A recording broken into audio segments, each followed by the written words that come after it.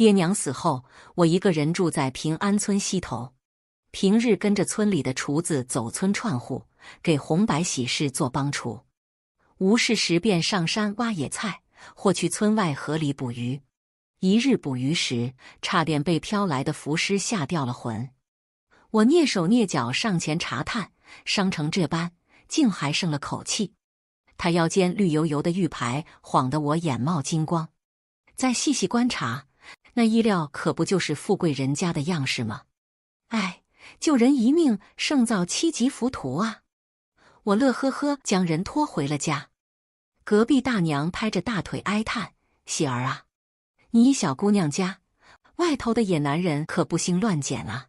我嘿嘿笑：“大娘您就放心吧，一晃过了2个月，她被我养得白嫩嫩，哪像曾经受过伤。”终于他家人寻了来，村正领着一群人浩浩荡荡。我瞅着那架势可不像寻常富贵人家，来的是一美貌男子和一富贵姑娘，身后的随从身着铠甲。姑娘捏着帕子擦擦泪，哭哭啼啼奔进了房。村正说：“你可立大功了，你救的可是当朝太子爷呀！”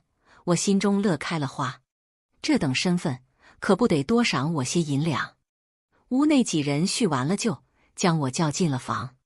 姑娘上下打量着我，柳眉一蹙：“既然玉哥哥喜欢，那便做个侍妾吧，日后姐妹相称，我也不亏待了你。”我呆愣了半晌，疼得一下怒了：“什么？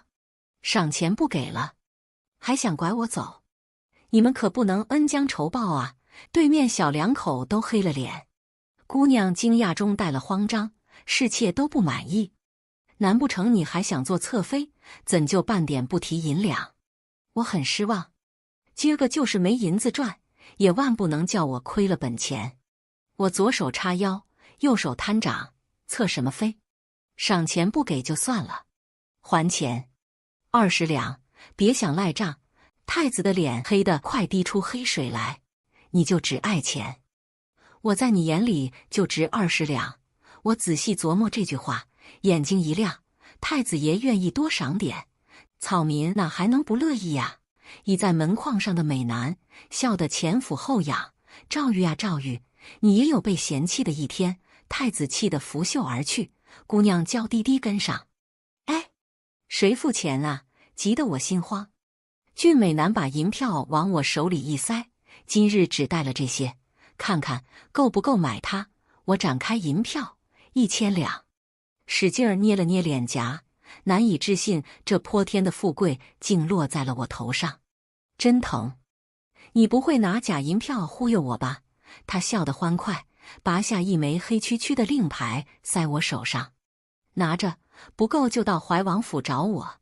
跑得了和尚，我跑不了庙。”我拿着令牌掂了掂：“你在怀王府当差，将你名讳报来。”赵延安，贵人又走得浩浩荡荡。我火速去镇上兑了些银两，剩下的银票缝在肚兜上，收拾好包袱，买了辆驴车，晃晃悠悠往京城而去。阿紫，我来啦！我阿紫是天下最好的姑娘。阿娘病重时，被阿爹卖给了人牙子换药。太子殿下气我只当他值20两，却不知我们贫苦人家的娃卖了只值2两。可惜呀，卖了阿紫也没能挽回阿娘。不久，阿爹也陪着阿娘去了。我爱钱又咋了？咱穷苦人家，每个铜板子里头可都装着一家子的生计呀。有钱阿紫就不用卖给人家，阿爹阿娘也不会早早就走了。我最大的愿望就是帮阿紫赎了身，听说她被卖去了京城的富贵人家。驴车晃晃荡荡，一路到了京城。我暂时在城西安了家。城西贩夫走卒来来往往，方便把阿紫的下落查上一查。小客栈连住了大半月，城西的人牙子都找了个遍，竟毫无发现。我数着银票摇头，可不能只出不进，得攒着银子给阿紫赎身啊。又晃悠了几日，我大手一挥，盘下了城西角落里快倒闭的小饭馆，改名叫喜儿酒家。喜儿酒家小本经营，面积不大。我帮厨好几年，做点小菜自不在话下。铺子里重新规制，直接开张。第一道招牌菜就是我拿手的鱼汤。所谓鱼香不怕巷子深，小酒家慢慢有了人气，人来人往。光顾的客人有大户人家的散工，也有路过的挑担货郎。我总是见着客人便问，知不知哪个大户人家有平安村卖来当差的姑娘，名唤龚丽娘。我家酒醇饭菜香，越来越多的客人饿了累了，就来店里闷口酒，喝口汤。我一人着实忙不过来，聘了个常光顾的散工替我打和，当店小二。几个月的时光，小酒家也有了城西名店的模样。终于，常来的挑担货郎说，最近路过礼部侍郎府后门，总有小丫头要买他的酸梅汤，听说是买去给府中少爷新抬的姨娘。那姨娘来自平安村，姓龚，就唤作丽娘。时隔几载，终于又见到了我的阿紫。阿紫再不是从前的模样，盘着妇人发髻，穿着华丽衣裳。她看着我，正愣着，张了张嘴，没有说话。我扑上前去抱着她，阿紫，喜儿终于找到你了。一旁的婢女连忙将我掀了开，你悠着点，别碰坏了姨娘肚里的胎啊！我睁大眼盯着阿紫微耸的肚皮，阿紫，你肚里种上娃娃了。阿紫对婢女们扬了扬手，叫他们都退下。喜儿，你怎地跑上京城来了？阿紫，我原本是来赎你回家的呀。我在城西开了酒家，生意红火，我还攒了好些银子给你托奴籍。不过你现今有了娃娃，要脱身怕是难了。城西开酒家，我半跪着，耳朵贴着阿紫肚皮，小娃娃，我是你小姨呀。那娃娃顶了顶肚皮回应我，似听得懂我说话。我乐坏了，这若是个女娃，肯定像她娘亲一样美，跟小姨一样皮。阿紫似乎不高兴，扬手将我推了开。我跌坐地上，怔怔望着她。她说，够了，谁要跟你回那破家？许久未见的阿紫，乍见我，似乎并不如我见到她这般欢喜。阿紫，你怎地说气话？我可没说气话，爹娘难道没告诉你，当初我叫他们将我卖了，就是因我知晓了人牙子要往侍郎府送婢子，我是要来过好日子的吗？他看着哑口无言的我，你倒是念着我，心心念念要将我拖回那苦海里去。阿紫，我是怕你受苦，我得了吧。你看看我全身上下，再看看你这身破衣裳，到底去哪才是受苦？我好不容易从婢子爬到了姨娘的位置，待我给府中生下长孙，将我扶正做少夫人也未可知，你来给我添什么乱？我爬起身，拍拍衣摆上的灰。阿紫，我不给你添乱，你要是想见我，就差人去城西的喜儿酒家。阿紫嫌恶的蹙眉，你可知京城里最低贱的就是商户？你在城西那下九流的地方经商，我可不敢与你沾边。有个低贱商户姊妹，我还不如做个孤女，靠夫君的怜惜过活。阿紫的嘴一张一张，我分明听得明白，却又回不过神来。得了，你走吧，我劝你还是回村去，这京城可不是谁都能活得下去的地方。如今我再傻也懂了。阿紫嫌弃我这个寻上门来的小麻雀，她要留在此处做金凤凰。我心里堵得慌，难过的如同阿爹阿娘离我而去时一样。我鼻酸眼涩，从怀里掏出那把一直给他攒着的银票，放在桌上。我知道了，阿紫，我会离你远远的，不让你烦心。这银子本就是给你攒着的，现如今还是交给你自己处置吧。阿紫紧绷的神情松动了片刻，快速将银票收在了袖子里。我转身告辞，身后隐约传来婢女的声音：“姨娘，这人真是你家姊妹吗？我哪还有姊妹呀？不过是上门来打秋风的同乡罢了。对了，今日是莫叫少爷晓得，平白叫他烦心。阿紫分明还是那个阿紫，但又好像再也不是我的阿紫了。”我胡乱抹了把泪。今后我宫喜儿只剩自己一个人了。回城西的路上，我边哭边想，我宫喜儿今后定要发愤图强，好好赚钱，活出个人样。昂扬的斗志刚回到铺子外，就如同茄子打了霜。小店被身着铠甲的侍卫们围得水泄不通，常来的客人们被挡在外头，不敢说话。这是要挡我的财路啊！我气势汹汹，掰开侍卫往里头挤，让一让，让一让。我是掌柜的呀，钻出个脑袋，看清了店里头的景象。当初被我拖回家的汉子，现如今的太子殿下坐在殿中央，束着金冠，披着绣金大氅。小二在一旁战战兢兢，不敢说话。太子殿下见到我，眉眼放光，将我从侍卫胳肢窝底下拔了出来，拽到一旁。你来了京城，为何不告知姑？我讪讪地笑，京城这么大，草民哪能随便跟太子殿下说得上话？殿下又是何事光顾小店呢？赵玉不悦地抽回手，无事，姑想喝你做的鱼汤了，速速去盛一碗。我戳戳小二，这就是你的不对了，咱店服务至上，一碗鱼汤怎能让贵人等着好半晌？小二抹了把头上的虚汗，小的哪敢怠慢贵人？是贵人说了，要等掌柜的回家。赵玉虚掩着唇，咳了咳，掩饰尴尬。我转头进了灶间，端了碗鱼汤给他。一旁的侍卫掏出银针，要往碗里头插。不必了，赵玉伸手一挡。侍卫急了，殿下慎重啊！赵玉叫他退下，埋头饮尽了鱼汤。我这才好与他商量。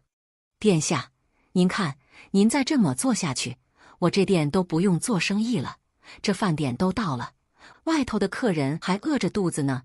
赵玉看了看门外一群人，无妨，让他们进来，姑到厢房歇一歇就罢。我摇摇头，小本经营，没有厢房。赵玉妥协，那姑就坐此处，放他们进来吧。门口的侍卫让出一条道，围观群众瞬间散了场。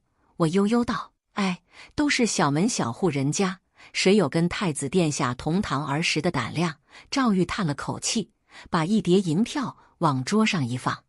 这是你舅姑的奖赏，城西不是你一小姑娘待的地方，去找个好地段，置办个宅子吧。太子一行人又走得浩浩荡荡。我急不可待数了数银票，我的个老天爷呀，3000两！可恶！我宫喜儿下半辈子还有奋斗的理由吗？一夜暴富让我快乐又慌张，正愁是要在京城扎根，还是揣着银票浪迹天涯。谁知不速之客闯进了大堂。准太子妃是那日接太子回家的娇娇姑娘，姑娘像只骄傲的小孔雀，昂着头，好你个小村姑，竟跟进了京城。早知你不会如此轻易放过殿下。我打着哈哈，瞧您说的哪里话，我是来谋生计的，可不是为了你家殿下。分明是你用狐媚子方法迷惑了他，叫他顶撞皇后姑母，非要纳你做侧妃。啥？你放心吧，他想让我做妾，我还瞧不上他。他只来喝了碗鱼汤，要不你也尝尝。他踹了踹凳子，嫌弃得慌。我才不喝你这脏东西，你等着吧，看你能有什么好下场。姑娘的嘴就像开了光，没几日店里就被人找了茬，说我们是黑店，叫人吃坏了肚肠。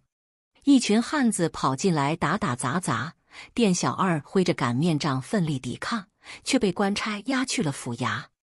我跑去官府门前击鼓鸣冤，见着衙役就塞银票，塞一张不开口，4、5张才发了话。你这是得罪了宫里的贵人啊，花多少银子都不管用，我劝你就算了吧。我颓然想起阿紫的话，京城真不是谁都活得下去的地方。突然衙役看到我腰间的令牌，惊讶不已，问我识的这等贵人为何不去找他帮忙。腰间的令牌晃晃荡荡，我瞬间脑门一亮，一路狂奔到了怀王府门外。皇家果然气派，门外都有铠甲侍卫站岗。听闻老怀王是陛下兄长，在刺客剑下就陛下而亡。现今的怀王继承父王之位，手握重兵，权势滔天。还听闻怀王因是陛下兄长的唯一血脉，很是被陛下宠信，行事不按常理出牌，连陛下的话都敢不放心上。也不知赵衍安能沾怀王几分光，能否帮得上我这忙？我拔下令牌，合着一张银票塞到侍卫手中。我找赵衍安，大哥帮忙。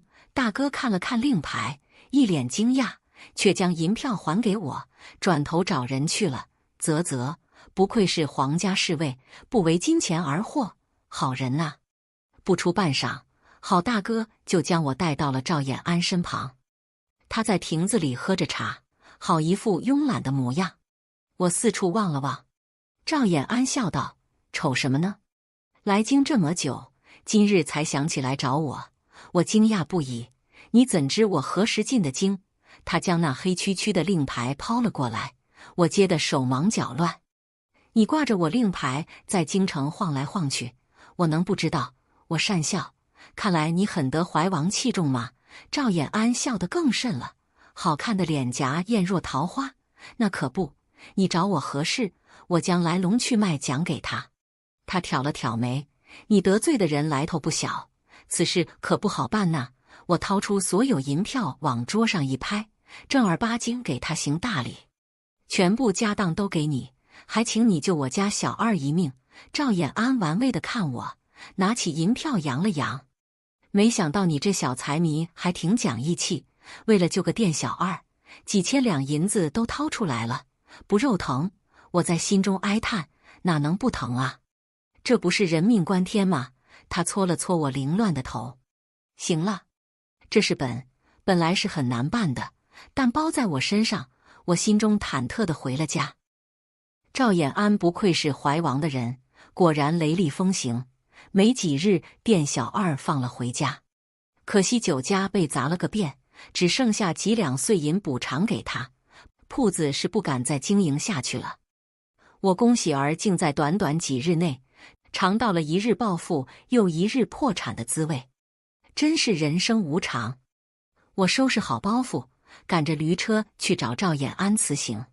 此番真是多谢你了，京城待着没意思，我要回村里去，就此别过。赵衍安拽住我的驴耳朵，哎，别急呀！我拍开他的手，作甚？有个赚钱的好差事介绍给你。我眼睛一亮，何事？说来听听。他轻笑，成年了吗？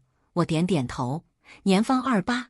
他神秘兮兮凑到我耳边，给我当假媳妇呗？什么玩意儿？我嘘了声，做梦。他可惜地摇了摇头，看来这每月200两酬银的活，得另找他人了。200两，做梦都没想到能有这么好的差事。详细说说。你要假媳妇作甚？他露出得逞的贼笑。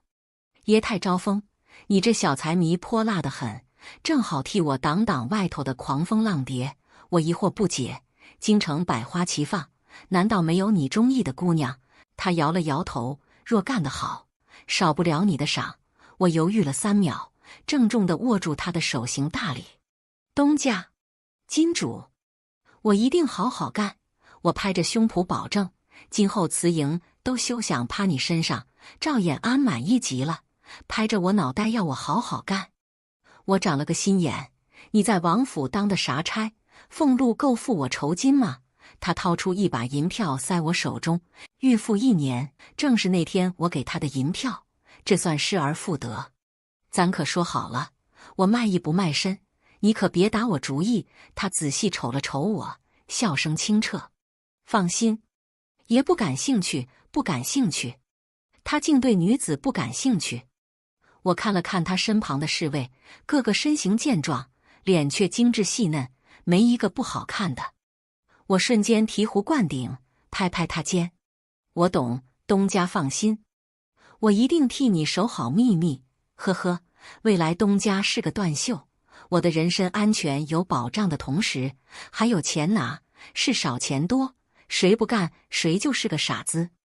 我赶着驴车住进了赵衍安的小别院。他说搞定长辈就来娶我过门，让我风光大嫁。我说得了吧，演个戏费那钱做甚？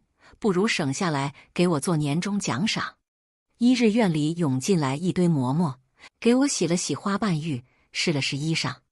又过了几日，我一早被拎起来梳妆盘发，打着瞌睡被拾掇了一早上。一睁眼，镜中的美人儿是我宫喜儿吗？在场的个个都夸我美，怪不得人人都想做新嫁娘。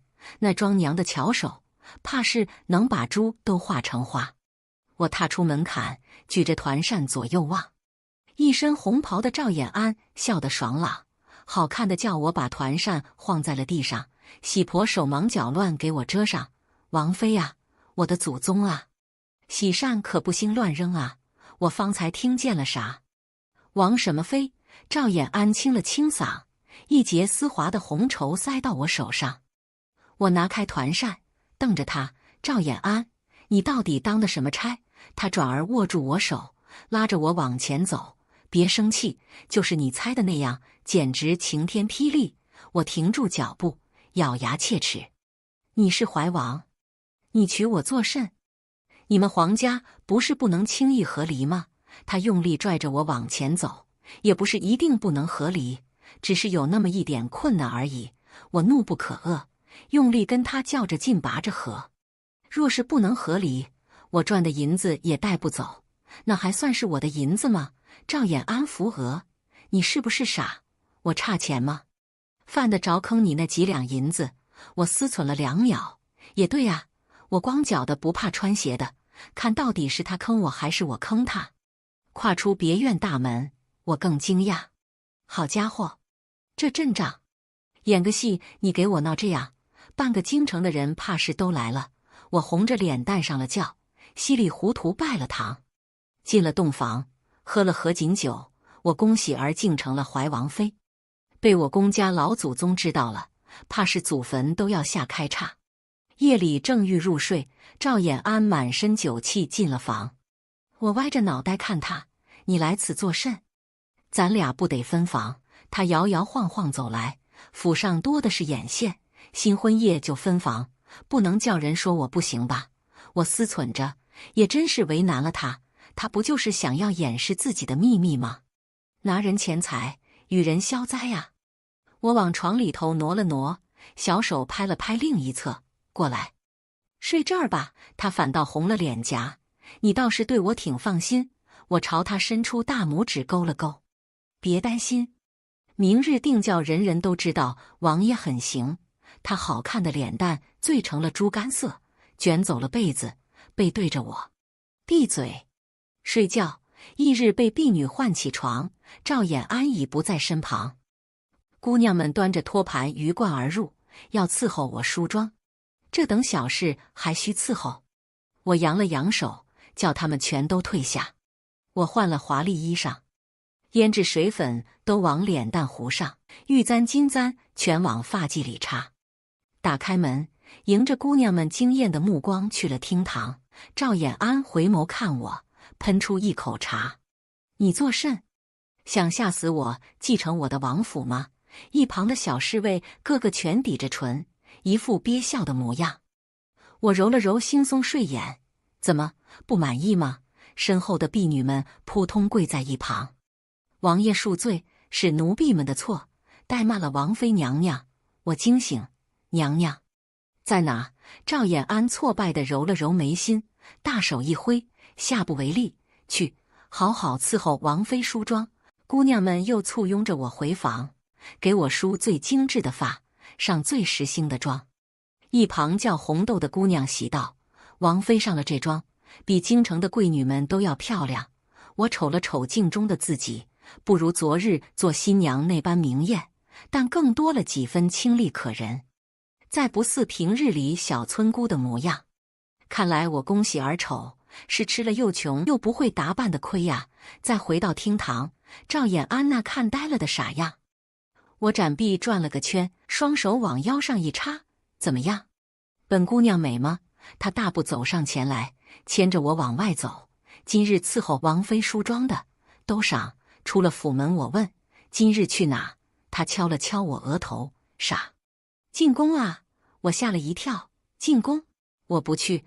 他用力把扒在门框上的我往外拉，我带着哭腔：“你明知宫里那位看不上我，还砸了我的酒家，我这不是羊入虎口吗？”他声音里带了笑意：“有我在，别怕。”我哀叹：“怎能不怕？我怕有命赚钱，没命花。傻子，如今你是我的王妃，进宫是去领赏，赏赐你不想要了。”我一愣：“有赏？”他趁机将我推上马车。我侧身问他：“咱俩根本不是一路人，你怎么说服的宫里那几位同意你娶我回家？”今日才知道问，正是你怕的那位帮忙，他不同意太子纳你入东宫，自然巴不得我把你娶走。我恍然大悟地点了点头：“哦，似有些道理。所以别怕，我不怕了。开始琢磨进宫会有什么赏。”晃晃荡荡的马车突然停下，侍卫隔着帘子迟疑道：“王爷，前方假寐的赵衍安书弟睁眼，何人敢挡本王的路？”好家伙，这气势与平常不一样。车外传来一阵女声，叫他们出来。我今日定要看看衍哥哥娶的女子什么模样。我一机灵，看着不悦的赵衍安：“哟，这谁？野风这么快就飞来了？”闻言，他想起还有我这个专用挡箭牌，蹙着的眉头松了开。我姑母长公主之女，平阳郡主，整日求皇叔将她赐婚于我。昨日你我大婚，大约是被关在公主府，今日才放了出来。接下来看你的了，这么快就轮到我表现了。我跃跃欲试，今日定要让金主满意，这差事才能长久。我贼笑，伸手环住赵衍安的腰，他身体倏地一僵。我道：“放松，你得配合我呀。”随即往他怀里一钻，喊道：“打帘吧！”车夫掀开帘子，见我们这暧昧姿势，不由一愣，立马转开身去。一华服女子走上前来，怔怔看着我们，惊得小嘴大张。你们，我羞涩一笑，这是郡主表妹吧？幸会幸会，本该下车与你见礼，可是你知道昨日我与王爷大婚。我娇滴滴看着赵衍安，拍了拍他硬朗的胸肌。这新婚燕尔，王爷又血气方刚的，我今日实在是全身酸疼，这又急着进宫，要不改日咱们再聊。平阳郡主眼中渐渐盈了泪，颤声道：“你无耻！”他哀怨地瞪了赵衍安一眼，抹着眼泪跑了。帘子一放，我笑得一抖一抖。没想到我们村风流寡妇气人的精髓，竟被我掌握了。我抬头看他：“怎么样？我干得不错吧？”他脸颊红扑扑的，一路红到了耳根子。“你先放手。”“咦，你怕痒？”我搁在他细腰上的手指头挠了挠。他气得抚开我的手，屁股往边上一挪，与我保持最大距离。这不近女色的模样。果然啊，我猜的没错，我们王爷有秘密呀。我们公家祖宗18代怕是都想不到，子孙后代能有人进宫得见圣颜。我战战兢兢行完礼，等着皇帝给我赏赐。皇帝道：“走上前来，叫皇叔皇婶好好看看。”我乖乖向前。听闻你这小丫头厉害，小小年纪就独自经商，还是玉儿的救命恩人。闻言，一旁的皇后笑颜僵了僵，显然不想提到我跟太子这茬。我讪讪道：“陛下过誉了，都是缘分呐，哪成想救的是自家堂弟呢？如今反倒要感谢他给我们做了红娘。”皇后的神色舒缓，我松了口气。皇帝笑道：“叫什么陛下？叫皇叔。”我乖乖应了话。皇后退下手上的金镯子给我，陛下又问了我许多乡下趣事，最后陛下赏了一堆贵重物件，还叫我常进宫陪他聊天。我屁颠屁颠走在公道上，手里掂了掂金镯子重量。赵衍安小声道：“御赐物件不得换钱。”什么？这么多好东西，光能看不能花，那我要他们何用？我回他一个斜眼，以后应付宫里贵人得加钱。他突然睨了后方一眼，揽着我的肩，加快了脚步。我欲回眸，干嘛？见鬼了！他掰正我的头，别看今日表现甚好，给你加钱。我眼睛又亮了，多少？200。成交。我们王爷好说话，出手甚是大方。我时不时为他缝缝衣裳，时不时亲手为他做羹汤，总能喜滋滋得赏，包吃包住，还有钱拿。这样的神仙日子不长，冤家就上门砸场。我正跟赵衍安在凉亭里围炉烤地瓜，太子赵玉眉眼沉沉，气势汹汹而来。赵衍安俊眉一挑，哟，太子爷这是从东宫放出来了。太子脚步未停，风夹着怒气，一拳挥在赵衍安脸上，桌子被撞得一晃，小炭炉连着半熟的地瓜咕噜噜滚地上，吓得我差点嚎出驴叫声。你干嘛？瓜都洒了呀！赵衍安笑着呸出一口血，手指往渗血的嘴角一擦。太子挥起拳头还欲继续，赵衍安细长灵活的手指往他手腕一抓。赵玉真想跟爷打。太子甩开他手，赵衍安趁人之危夺人所爱，你卑鄙无耻！赵衍安站起身来，笑得十分邪气。爷堂堂正正娶个媳妇回家，夺谁所爱了？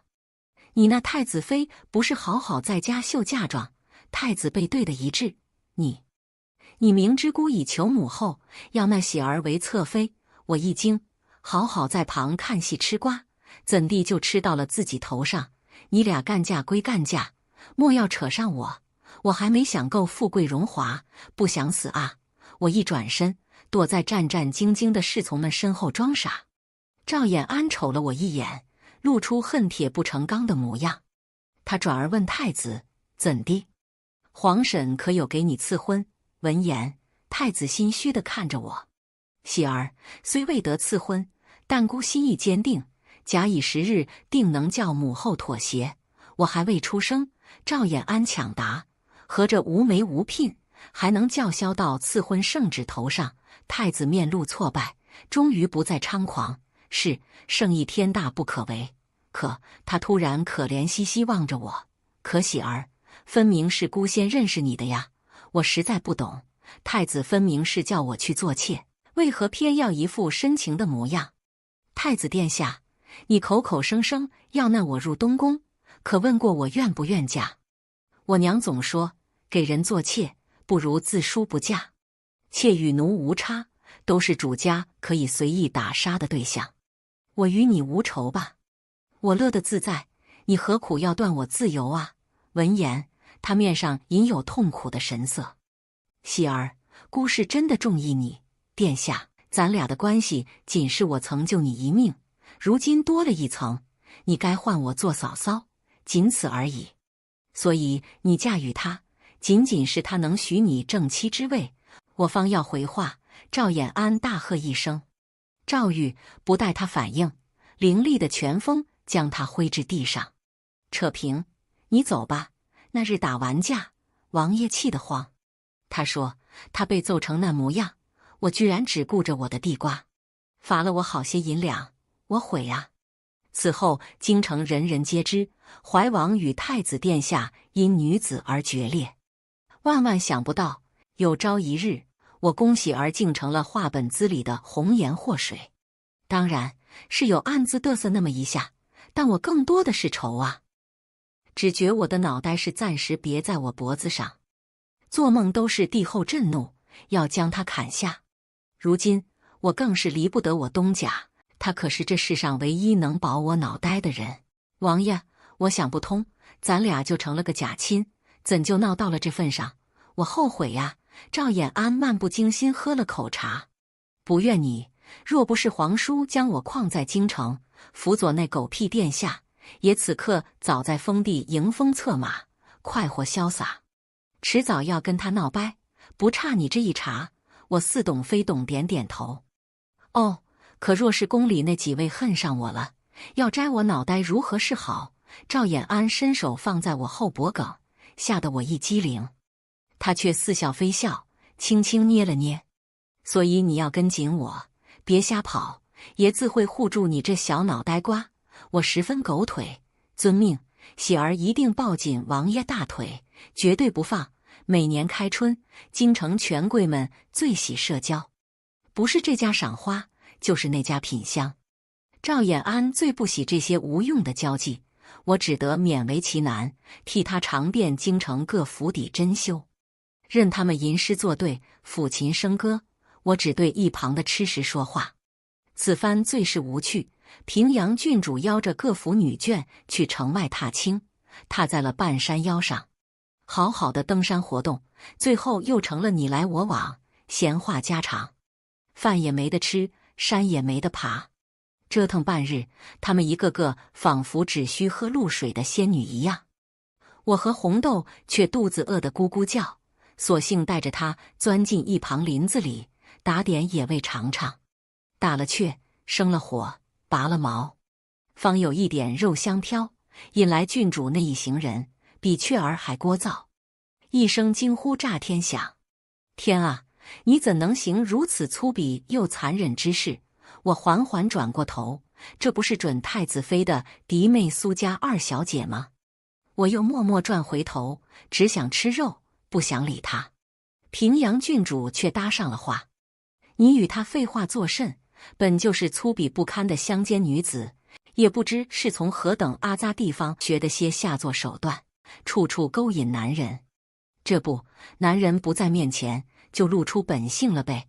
我尝了口雀肉，满嘴肉香，先安抚住我可怜的胃。谁说不是呢？郡主此番约我来，难道是要同我请教如何勾引男人呀？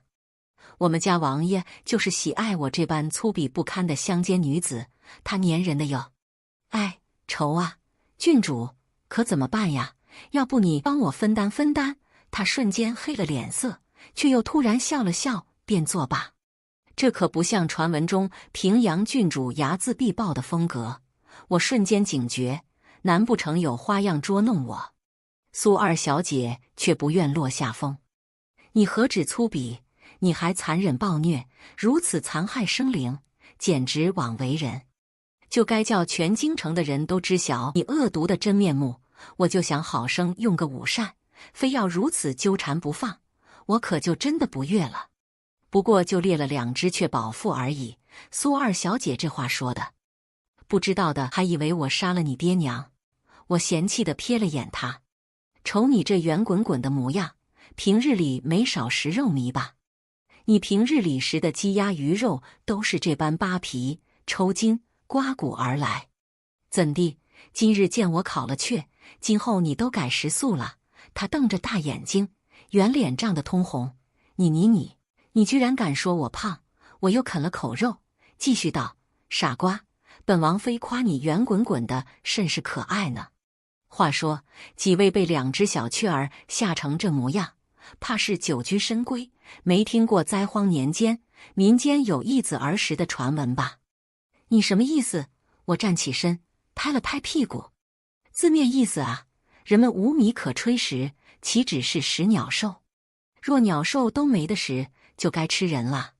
一子而食，自己的孩子下不去嘴，与人交换了而食之，懂了吗？你们一群没饿过肚皮的娇娇小姐，没想过人间会有这等惨状吧？有胆小的姑娘开始呕吐。我低头，嘴角微微一勾，对着他们缓缓走来，阴森森道：你们猜我有没有吃过人肉啊？啊啊啊啊！一群姑娘尖叫着，作鸟兽散。我和红豆捧着肚子，躺在草坡上打着哈哈。方才真是太解气了，瞅他们被娘娘吓得，哪还有高高在上、大家闺秀的模样？我双手枕着头，红豆，我说的那些，你不害怕吗？他看着我，真诚地摇摇头。我也是受过饥荒的人，见过那场面，心中只有悲凉，没有害怕。我腾出一只手，摸了摸他的脑袋，至少现在我们食能果腹，衣能遮体，还有未来可期，不是吗？他圆圆的杏眼凝着我，亮晶晶的。是呀，是王爷给了我活下去的机会，让我有未来可期。王爷真是个很好很好的人。我的财神爷当然是大大的好人了。我打了会儿盹。耳边突然传来窸窸窣窣的声音，以为是山间小兽或蛇，我瞬间警觉地站起身来。灌木后面突然钻出2个魁梧汉子，手拿大刀，凶神恶煞。我心中一紧，这个季节多是富家子弟上山采风，难道是山匪趁机劫财？红豆分明吓得不轻，却还是颤抖着将我护在身后。你们别过来！其中一个络腮胡大笑：“小娘子，爷不过去，那你亲自到爷这里来。”我心中警铃作响，如此轻浮的语气，可不像速战速决只求财的山匪。我试探道：“2位好汉，我们也是平民百姓，并非家财万贯，今日身上财物全数交给2位，还望行个方便。”另一个汉子从怀中掏出一张纸，比对着，突然对络腮胡道：“没错，是后头那个。”我依稀看见他手里拿的是张画像，这分明是冲我而来呀！红豆学过一些三脚猫花架子，可在这2个魁梧大汉面前，完全不够看。光是那把子蛮力就能把我们俩秒杀。我拉着红豆与他们僵持着后退，对他耳语：“红豆，一会我往西跑，你趁他俩追我时，赶紧跑下山找车夫搬救兵，不要耽误。”他眼中噙着泪：“我不走，我得护好娘娘。”我凶他：“别啰嗦！这俩鳖孙分明冲着我来，你还有机会脱身。山里我熟着呢，你别拖累我，赶紧找人来救我。”他无奈点点头。我蓄了点劲，低声喊道：“跑！”二话不说，我俩撒腿往反方向跑。那俩鳖孙果然只追我一个，我暗自松了口气。虽然没上过这山，但我好歹在山林里混大的。此2人身形健壮有余，但灵活度不足，被我逗着在林子里钻来钻去，愈发暴躁。我朝着人多处狂奔，在崖壁上的洞中窝了几个时辰。我眼见着夕阳落下，天色将黑。当时我在崖边怒吼了一声：“我怀王妃！”宁死不从，遂当着远处的采风客们跳了崖。我顺着爬藤一路向下，荡进了这个洞穴。如此轰轰烈烈，那些莺莺燕燕，怕是暂时也不好意思再招惹我们王爷了。日头一落，气温瞬间低了下来，我隐隐发冷，赶紧拾了些枯藤来生了火堆。我靠在火堆旁闭目养神，突然又听见窸窸窣窣的动静。寻了块尖锐的石头，我躲在洞口一侧戒备，心提到嗓子眼。一抹黑影突然掠了进来，我举起石块，待看清来人模样，我略有些惊讶：“王爷，你怎地亲自过来了？”赵衍安喘着粗气，愣愣望着我，突然大步过来，将我抱了个满怀，鼻尖撞在他胸口，疼得我眼前发黑，抬手摸了摸，幸好没流鼻血。他音色难见的暗哑：“谁让你逞英雄的？”我被他禁锢得喘不过气来，只得扭了扭身子，腾出空间，主动推开了他。金主亲自前来营救，我还是非常感动的。想到山匪一事，我赶紧问道：“红豆可还好？”他好得很。先管管你自己吧。心里落下块大石，好在没有因我而殃及无辜。他走到洞口，放出信号，只需等待人来救援。对了，今日袭击我的不像寻常劫财的山匪，他们拿着画像冲我而来。我跳崖时听见他们的对话，似乎原本是要侮辱我，坏我清白。他眉头蹙紧，眼神倏地冷了下来。我继续道：“实在恶毒，还好今日是冲我，若是别的世家小姐遭了难，只怕是真的生不如死了。”赵衍安突然十分不悦：“冲你更不行。”他今日格外奇怪，但我能感受到他对我的维护，心里还是暖暖的。这份差事真的没有白当。我思忖了片刻，还是决定告诉他我的猜疑。王爷，我觉得平阳郡主今日有些古怪。我打量着他的神情，毕竟是他嫡亲的表妹，做不成夫妻，亲情还是在的。他却直截了当，毋庸置疑，此事与长公主府脱不开干系。我忐忑地问他：“你会站在我这边吗？废话，爷的人，爷还不护着你吗？那我想给他个教训，可否？随你心意。京中传言，怀王妃踏青时被山匪袭击，为保清白，纵身跳了崖。怀王亲自前往营救，可这么高的山崖跌下，又几日未寻见人，怕是尸骨都被野兽吞噬了。原本不被看好的怀王妃，一夜间成了京中人人称赞的烈女，与怀王的凄美爱情也被编成了话本子。平阳郡主气得砸掉了房里能砸的物件，打杀了好些撞枪口上的婢子。几日后，平阳郡主得了癔症，偶尔形状疯癫。据说他夜里见到了怀王妃的鬼魂，对他说饿了要吃人肉。再几日，怀王夫妇回了京，原来是怀王在崖壁上救了爱妻，将王妃安置在城外别院养伤，因而耽误了回京。喜剧被误传为悲剧。听着红豆给我细数打听来的消息，我笑得不能自已。不久后，我收到了阿紫的信，信中无一句过问我是否安好，只提到他因生了个女娃娃失了宠，叫我看在姐妹情谊，替他家夫君在王爷麾下谋个差事，让他以后在夫家能说得上话。我烧了信，对阿紫再无奢望。赵衍安开始变得忙碌，整日神秘兮兮，早出晚归，分明是不爱应酬交际的人，却突然像是转了性子，甚至府中常有他最烦的二皇子的身影。怕我出府再惹出什么事端，有请帖时，赵衍安都亲自举了。我倒是愈发清闲起来，府中来客便出来秀秀恩爱。总之这差事轻松的，我都不太好意思拿赏钱了。此番好几日没见着赵衍安，无人斗嘴，竟甚是想念。我抱着枕头酝酿睡意，忍不住想起那日在崖洞里，他气喘吁吁抱着我的模样，我脸颊越来越烫。待我反应过来，惊出一身鸡皮疙瘩。我在想什么？王爷可是断袖啊！就是想灶房里新捉回来的那只雄鸡，我也不该想它。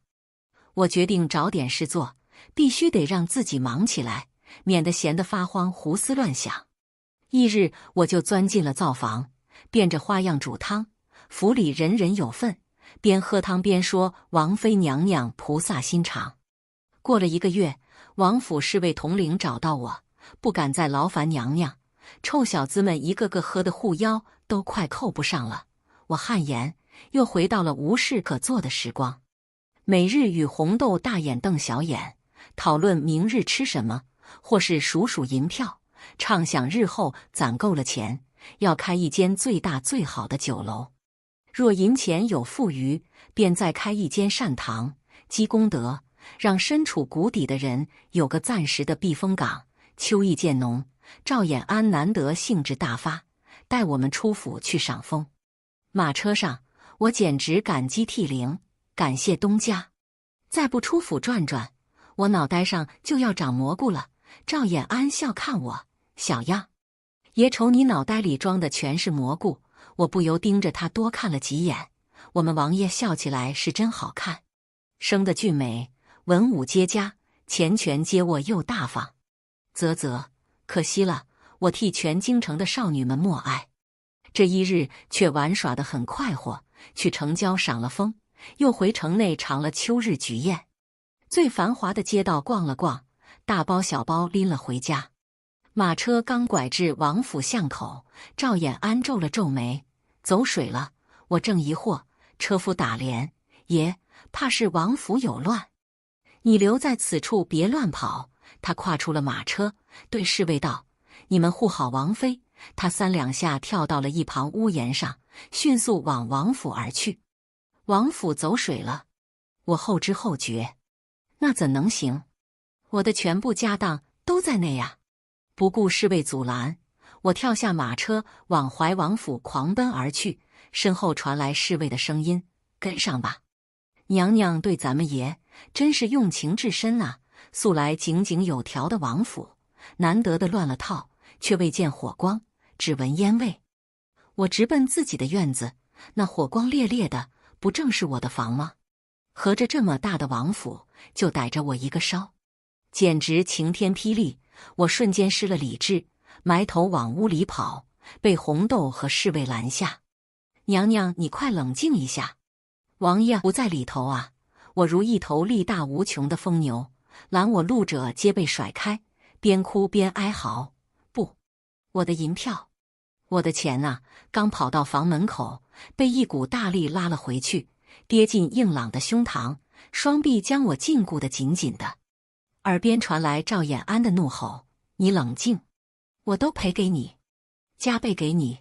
我停止了挣扎，仰头看着他，一向云淡风轻的眸子里是难得的暗沉，脸上晕着抹不开的怒意。钱重要还是命重要？人家卖身葬父的，哭的都没你惨。我已经找回了理智，毕竟东家都发了话，会加倍赔我的。王爷，我错了，再也不捣乱了。赵衍安脸上是我从未见过的挫败。恭喜儿爷，真是拜你手上了。原来赵衍安带我出府是要关门捉探子，府里的主子不在，好叫他露出马脚。谁料探子见泄了身份，点了把火，趁乱逃了。王府的这把火不仅叫府内的氛围日渐紧张，我总觉得京城似乎也要不太平了。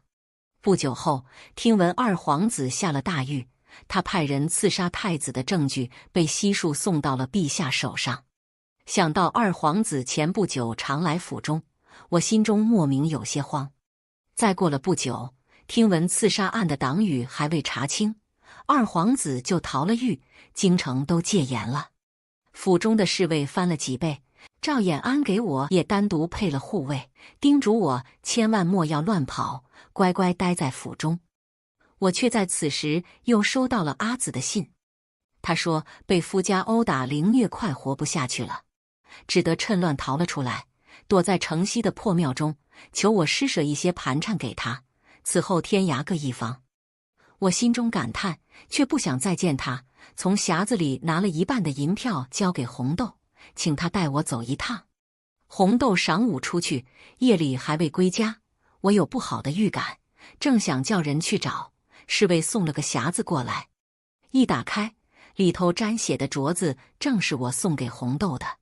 信上叫我子时前独自前去破庙，若耽误了时辰，或是叫他人知晓，便将红豆就地斩杀。我差点抖落了盒子，面对侍卫的询问，我稳了稳心神，无事，我长姐送了件礼物来而已，我要歇了，你们也莫要再守我了，去歇着吧。侍卫点点头，却一转身像尊门神似的守在我门口。如此敬业，我不知该哭该笑。红豆因我而遭了无妄之灾，我只能期望对方全然冲我而来，不要将他伤得太重。信中不提银两，并不是求财，虽此事蹊跷至极，但我不得不走一趟。我在衣柜里翻了件深色衣裳，就着夜色隐蔽，翻窗出了房，躲躲藏藏，从狗洞爬了出去。破庙里，红豆被绑得动弹不得，歪倒在地上。见我前来，他挣扎着要爬起身，涕泪横流：“娘娘，你怎么这么傻？你管我作甚？你不该来的呀！”哭得中气十足，看来伤得不重。宫丽娘坐在一旁，冷眼看着我。我掏出所有银票放在一旁，这是我全部家当了。你有怨气冲我来，放了他。他突然拿出一把匕首，在火堆的照耀下闪着冷光。匕首抵在红豆的脖子上，不想他死，你就跪下来。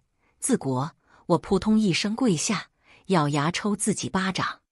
啪啪声混着红豆的鬼哭狼嚎，衬得破庙诡异至极。丽娘突然笑得阴森无比：“你对我如此无情，却对个婢子用心至此，你真该死！”我停了动作，十分不解：“阿紫，分明是你要与我断了情分的。”他突然冲过来，将我踹倒在地，绣鞋踩在我背上，我疼得龇牙咧嘴。若不是你当初无视于我，叫夫君认为我不被你这王妃待见，他又怎会对我如此厌弃？人人都瞧不起我，连你也瞧不起我，如今却是我将你这高高在上的王妃踩在脚下。连你都能做王妃，我自然也能做皇后。我要你们这群看不起我的人都死！我想，丽娘大约是疯了。佛像后的人影终于走上前来，将聒噪的红豆一掌劈晕。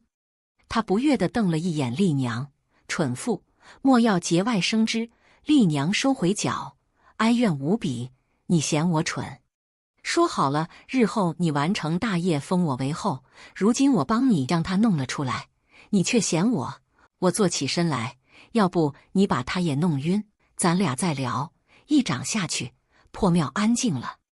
我叹了口气，二皇子，你将我弄来也没用，我就是个什么都不懂的小村姑。他冷笑一声，有没有用，马上能揭晓。沉默了不久，破庙外传来动静。二皇子突然眼睛一亮，立马起身将我提溜着，长剑架在我脖子上。赵衍安领着禁军涌入庙内，脸色冷淡，定是气我添这许多麻烦。二皇子突然大笑：“赵衍安，你还是来了！你个狗东西，假意与我为伍，消我戒心。我信了你，你却害我至此。现在你心爱的女人在我手里，立马开西城门，放我出城，否则他给我陪葬。”赵衍安蹙眉：“你先冷静，此事与女人无关。你放了他，本王给你说话的机会。”二皇子手里的剑突然往我脖子上一压，显然划破了皮肉，疼得我再也无法淡定。保命要紧，我颤抖着哀嚎：“二爷呀，你冷静，王爷他不爱我，他是断袖啊！你杀了我，他也不慌。”破庙内突然安静，仿佛时间静止了。赵衍安冷硬的表情有了皲裂的迹象。二皇子的剑终于松了些。断袖，原来如此，原来他也是梅棋子。你们一早就开始算计我了，假借他的名义决裂，让我以为有空子可钻，再将我一网打尽。骗子！你们这群骗子，我竟还有这等作用！早知如此，我的酬金可要的太少了。赵衍安不再废话，抬手拉弓，箭在弦上。我不想跟二皇子被串成糖葫芦，连连求饶：“二爷，咱俩同病相怜啊，都被那俩混蛋骗了。你行行好，放了我吧。”话音刚落，一阵风从我耳旁刮过，几点血星溅在脸上。二皇子泄了力道，直挺挺倒在地上。我呆了片刻，正要回头看，却被赵衍安拉远了些，捂住了眼：“别看，吓人。”我傻傻的点头。赵衍安收回了手，我还是不死心，回头看了看，二皇子的尸体已经被抬走了。他双手捧住我的脸，将我的头摆正了，迫使我抬头仰望他。他脸上噙着冷笑：“断袖，混蛋！”我连忙求饶：“王爷，我错了，不该泄露你的秘密，但我也是事急从权，为了保命啊。”本王的秘密？这回他冷笑出了声：“难不成你一直当本王是断袖？恭喜儿，你脑袋里到底装的什么玩意？